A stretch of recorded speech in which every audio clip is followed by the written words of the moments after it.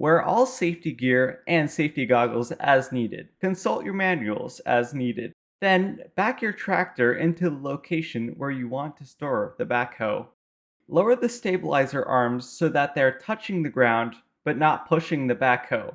You don't want to put extra tension on the pins holding it in place. Extend the bucket out a bit and lower it to the ground. Remove two large pins, as shown. This disconnects the backhoe physically from the tractor.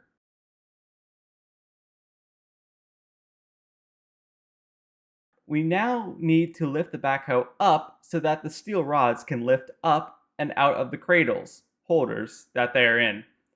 Do this by lowering the stabilizers just a bit, which will lift the backhoe up and it will support itself like a tripod.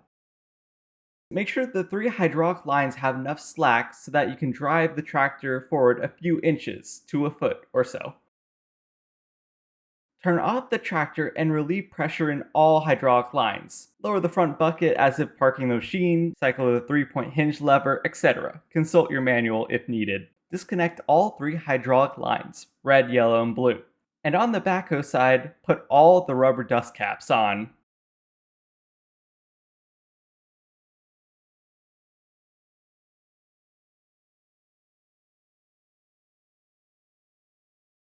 On the tractor side, connect the red female hose to the yellow male hose. This creates a loop for hydraulic fluid to flow through and make sure that your 3-point hitch will raise and lower correctly. The blue hose on the tractor is not used, so cap it with a rubber dust cap. Zip tie these hoses on the tractor upwards and away from any parts that may damage them. And I'm sure this is the part where I'm supposed to beg you to like and subscribe and all that, yada yada. Do it if you want, don't if you don't.